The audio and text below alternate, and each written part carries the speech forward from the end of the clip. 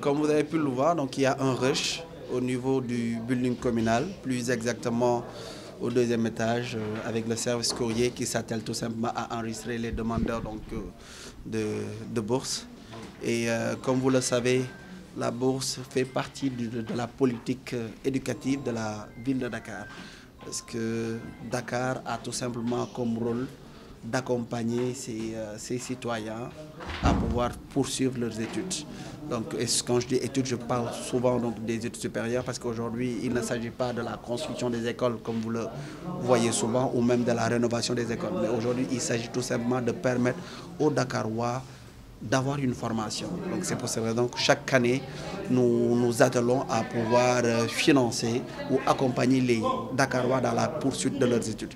Et chaque année aussi, la direction que j'ai l'honneur donc voilà, de driver, bien même de diriger par le biais donc, du conseil municipal de la ville de Dakar, attribue 3 milliards d'accompagnement aux Dakarois pour tout simplement la formation. Et aussi, je profite de l'occasion pour féliciter le service du bureau du courrier qui n'a ménagé aucun effort donc, pour la réussite en quelque sorte de cette campagne. À l'heure où je vous parle, ils sont donc à 15 000 dépôts qui ont été recensés. Ce qui veut dire qu'encore une fois, c'est une progression par rapport à l'année dernière. Alors, donc, combien seront sélectionnés, à ce moment-là, nous ne pourrons pas vous le dire parce qu'il faudra au moins que nous passions en commission et que nous passons plutôt en commission et c'est à travers cette commission qu'on pourra voir déjà combien de renouvellements nous pourrons avoir et aussi combien de nouvelles attributions nous pourrons faire. Parce que ce que les gens oublient, c'est que lorsqu'on donne une bourse, on le donne par cycle.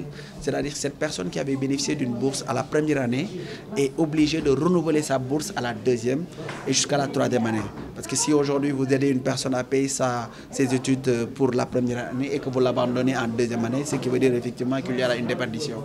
Donc c'est ce que nous ne voulons pas, c'est pourquoi nous accompagnons donc par cycle. Maintenant, la priorité, avant même de penser aux nouvelles attributions, c'est d'abord les renouvellements. Donc nous allons évaluer le nombre de renouvellements, ensuite aussi passer donc aux attributions. Bon, comme vous le voyez, hein, ça fait 2 semaines qu'on est là, avec les étudiants et la population de Dakar, avec mon équipe aussi, et avec aussi le corps des volontaires. De passage, je remercie le commandant Djéré, qui est en charge du projet des volontaires. Donc, comme vous le voyez, on a démarré les dépôts depuis le 23. Aujourd'hui, on est à la clôture. Donc, comme le directeur l'a dit, les dépôts actuellement avoisinent presque 15 000 dépôts, ce qui est une nouveauté. Et ce que je peux dire, c'est qu'il y a une forte affluence. Si vous avez remarqué, la semaine d'avant, du lundi au vendredi, il y avait la pluie. Mais néanmoins, les étudiants étaient là. Le premier jour, on a enregistré presque 900 dépôts, ainsi de suite, 800, 700, jusqu'à la fin de la semaine.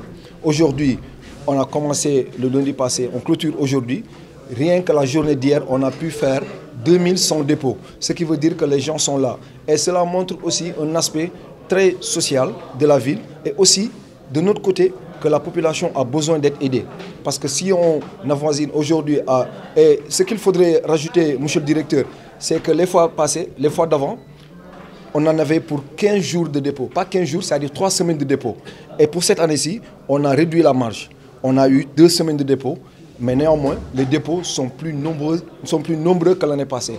Ce qui veut dire qu'il y a un besoin qui est là. Et la ville tend à satisfaire ce besoin, tant bien que mal. Mais en fait, il faudra savoir que il y a du chemin à faire, monsieur le directeur Konaré. Il y a une innovation qu'il faudra faire par rapport à ces dépôts. Ce que je peux ajouter aussi, c'est qu'il faudra aussi tendre vers des perspectives, au-delà que les gens soient là à faire la queue, essayer de digitaliser les dépôts pour que les gens puissent le faire en ligne. En fait, c'est une recommandation et ce sera des suggestions que je pourrais vous faire pour qu'on puisse aller vers une autre étape de ces dépôts.